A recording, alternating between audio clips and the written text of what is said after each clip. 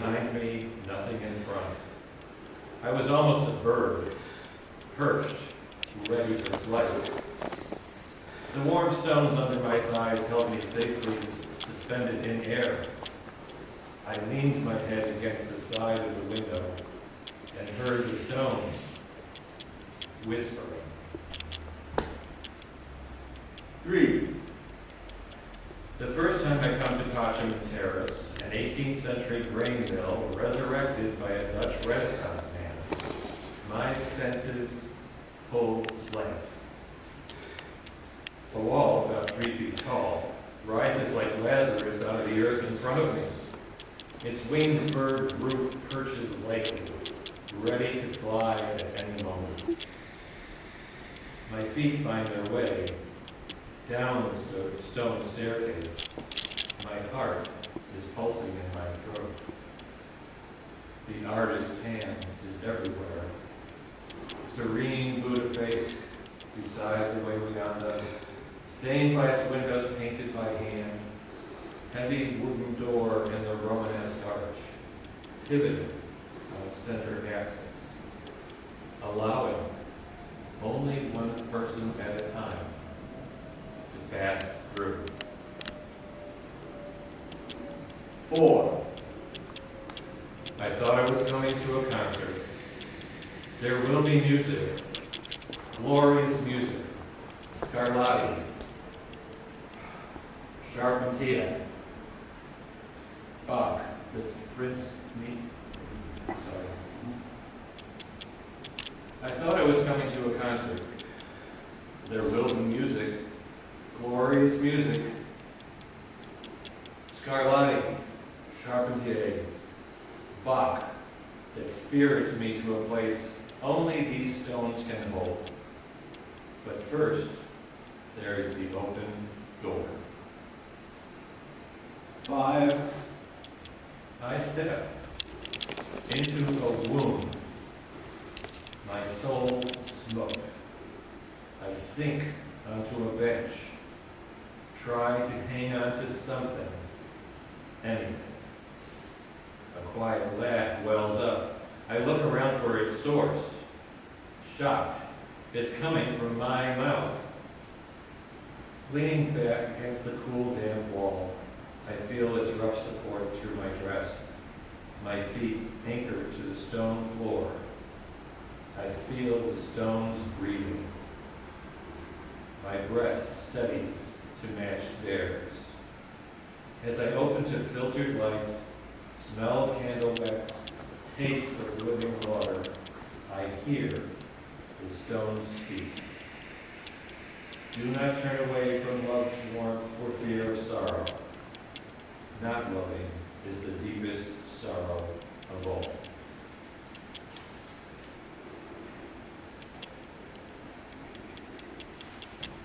The Waiwayanda. 1. Sorry. Go. The Waiwayanda. 1. At the end of a mild winter, weather turns Arctic. Temperatures plunge sub-zero. First, the river freezes only along its edges in frothy lace. But as the frigid drop stretches from days to weeks, ice becomes thicker, pushes out towards the center, until only a small, crooked channel remains open. How still the river is, its dance gone underground till spring. 2.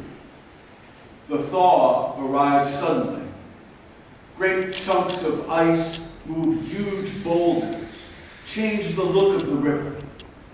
Sudden, violent storms shoot enormous tree carcasses into the dam, where they hang teetering precariously.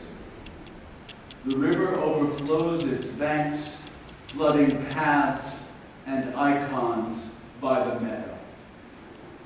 On the opposite shore, The sculpture of the pierced hand holding the flower is completely surrounded by water, rising from the depths toward light as the river's voice roared. 3. On placid summer days, where the boy once splashed in the swimming hole beneath the dam, the river flows quietly, only spilling over after rain. Below the dam, the great blue heron, as still as his steel twin, waits for fish by the sluice. Only his eye is in motion. 4. With crisp days and colder nights, trees turn color, reflected in river turned burnished and golden. Leaves drift down into water, dancing yellow, red, orange boats tumble fearlessly over the dam on their way to unknown destinations. 5. Drought or flood, the river runs wild and free, its sound playing counterpoint to our days.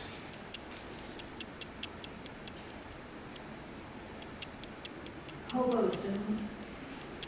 Hobo stones began to appear around Granny's farm in South Jersey. They had memories of the men who laid them down to rest, one on top of each other. Each one carried an intention. Property owners, fearful of bad luck, were not obliged to move them, to scare away their magic. There were hobo stones.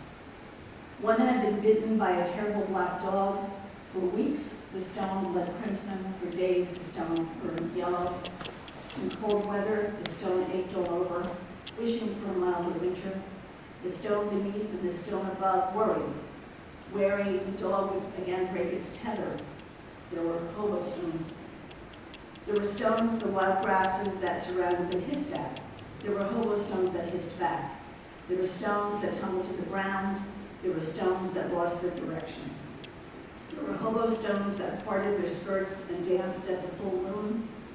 There were hobo stones that ran to the next farm and never once looked back. There were stones that returned home, regretting their frivolous nature. There were hobo stones. There were stones that sneaked into the barn and slept in the hay. There were stones that loved to hear the lowing of the cows. There were stones that tumbled to the gully that found camaraderie on the next wall. There were hobo stones that guarded the children in the farmhouse. There were stones that begged the beaten children to run away. There were stones that begged the children to stay. There were hobo stones. There were stones that asked the other stones to play. There were stones that begged the other stones to work. There were stones that danced in a circle in moonlight. There were stones that clung to each other in the steamy summer grass. There were stones that married and moved to the next town. There were stones that never ever left the wall. There were hobo stones. Granny listened to the stones and their stories. Often the stones didn't listen back, turned a deaf ear to her. As long as she lived in the old farmhouse her husband had built for her stick by stick, there were these hobo stones. When her children grew up and moved away after her husband died, the hobo stones kept her company. She listened to them while she grew old and died herself. Then they stopped talking.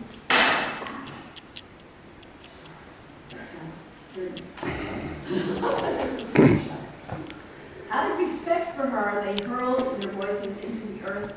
But in 1915, there may have been 1 million hobos, and they needed to keep moving. There were hobo stones. Let me move that so it doesn't happen. Sorry, guys. Roll right off.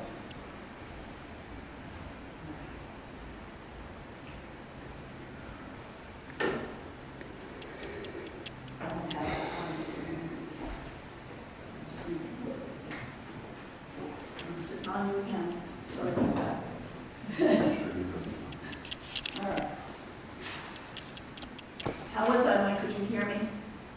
Oh, I can hear it clear.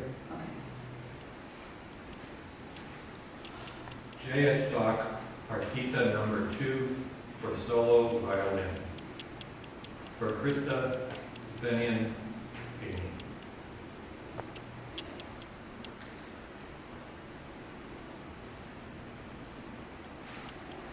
She stood, alone, feet planted on the mill's uneven stone floor, to one side of the mosaic of the tree of life, with its prominent buttered churn trunk. Violin tucked, she raised her bow. Without hesitation or fanfare, the notes ascended and descended box-demanding staircases. Melody swirling a coronet around her burnished gold hair, rose from foundation to bird-perched roof until everyone and everything was bathed in it, consecrated by it. After the final downstroke, when the last notes became flakes of memory, silence held all for a moment. Then came the tumult.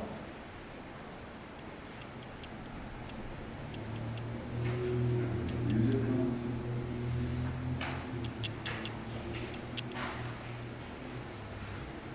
St. Francis and the Apostle. The delicacy, I'd like to stop for just a second. I'm more comfortable reading holiness. Yeah, I You are too. well, I can't. Can't, not, you saying I. What about you? I don't want to hold it. You don't want to hold it. I don't think it matters. I don't We think can it do matters. whatever we want. Right. I mean, whatever we're comfortable with. Exactly. And how would you feel about, I would feel like standing to read, but this is okay, I'm all right. We'll try standing. I'm fine with standing too. I just don't want to slip off the stool. I would like us all to have some degree of uniformity, so if I'm feeling good, all right, standing, do you want to sit while you read? I'm comfortable in this way. I mean, I'm half standing. You're perched. I'm perched. All right, I'll just hold it here, and that's fine. Okay. But when you stood before, that was excellent. Right, it goes. Yeah. It's okay if you stand up to read your pieces and then sit down. I'd like it to be somewhat uniform. Okay. Yeah. Are you okay that we all have Yes. music stand? Yes. Okay. St. Francis and the Apostle. The delicacy of the fingers on a bud can unlock a flower, or the mind with the nub of a pencil. And so to remind the misunderstood, cagey, wizened old man, St. Francis placed a grape in the hands of the apostle, as if he were giving it holy wine, as if he were giving holy wine, the blood of the divine. Then his mind was freed, and the sorrowful creature was unlocked, and the apostle recalled how he had harmed no one. He felt acceptance twitch in his prehensile tail, throughout his bare, bristly body, the tips of his delicate human fingers. He was cursed with a devilish snout full of moon-jagged teeth. But now he knew his place in the world, his infinite ability to hunt and contribute to his kind, his mind full of animal business. And he sighed and found forgiveness in the forest and his lovely animal self. Now I'm confused because I thought there was music between then and then. No, the only music is after Michael's reading the partita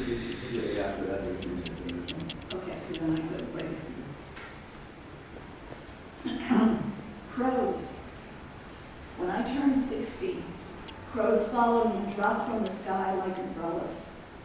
They need no adornment with their sooty mascara wings. They startle me in their black gowns of unrepentant beauty.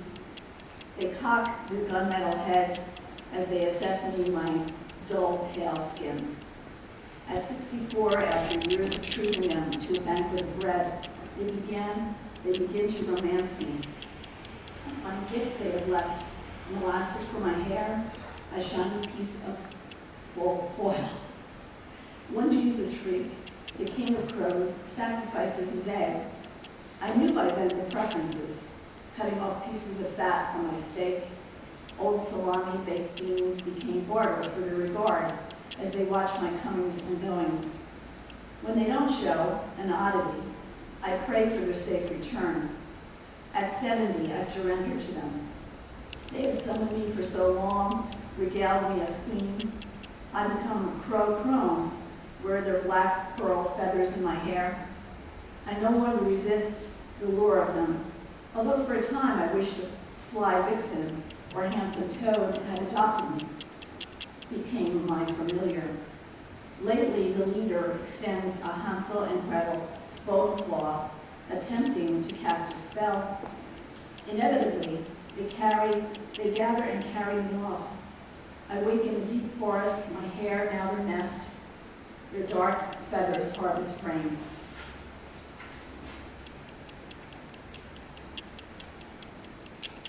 Lark and owl. Evening, you claim feathers and majestic flight. I seek mossy darkness to pour myself under.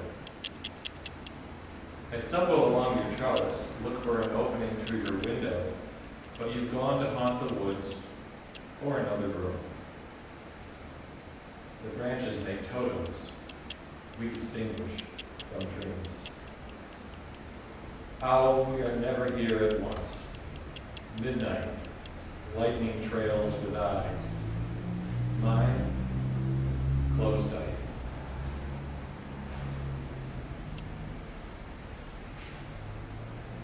Did I swallow the word tight?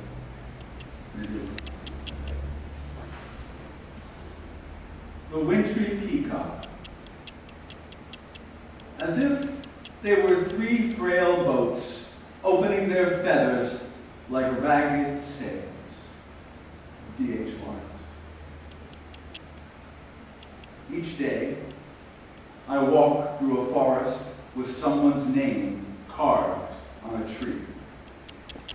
In the winter, I had seen peacocks and hens, and like the old story, birds flew before me, feathers wet with snow. Each of us, alone, unafraid, were trespassing through cemetery trees.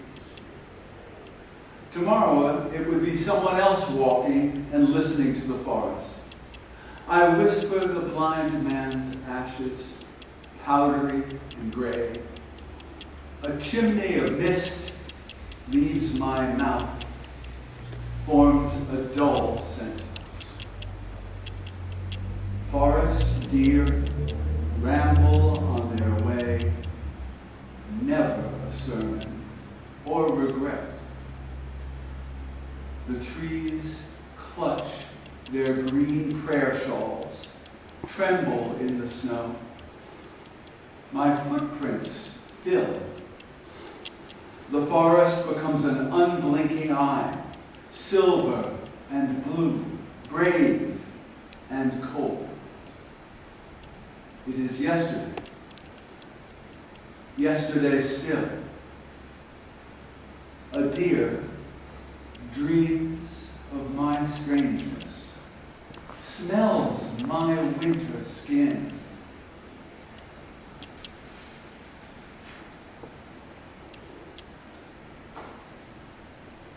Envy. Has my life and heart become more involved with this place, these people I love, I realize without Fausta, we would all fall apart. She is our glue. It's not only her capable hands holding everything together, but also how she nurtures the artist, provides space and time without interruption for him to do his work. He has always acknowledged this. Now I see it in action. How I long to have a Kloska in my life. Swallow the last words again. How I long to have a Kloska in my life. In whose life? My life. How I long to have a Kloska in my life. Now, this is the time to ask me, because I would be reading Pacem now. No. Next to it. We're asking him whether I should read it. Oh, she has an ad at home, which is lovely. It's about Pacem. It's not in that book. Go ahead. So that each of us has something to read at the end. Yeah, I found it, and I thought I'd pass it by. I couldn't even send it to you. Okay, Pacem Terris. In memory of Franck, 1909 to 2006. There's a one. Oh, I don't have it. So it's one. When her beloved dies, Kloska goes out to the hutches he has built for the rabbits, the coops he has built for their doves. She brings extra pellets and fresh clover. The purple flowers are sugar-laden and sweet. She holds her hands out flat, palms up, and the rabbits take the offerings. This will be a special day for them, too, the day they are released. No stigmata appears on her palms, what questions they will ask on a beautiful day. The way beyond a river churns buttermilk from a spring filled with thunder. He is buried among the bones of wild rabbits that come out at night, shadow hares, she calls them. A last painting has 3 of them looking up like wise men.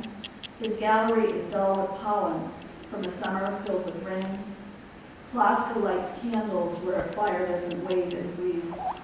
Tomorrow is work day. Cars will line up bumper to bumper to return to the Manius. Meanwhile, shadows hop among the tall grasses next to a hutch not flattened by rain. 2. Lady of Pacem. I see her on the edge of the forest, the jay's cry making the badger dance in its burrow. I come in silence, a shadow wren. She turns,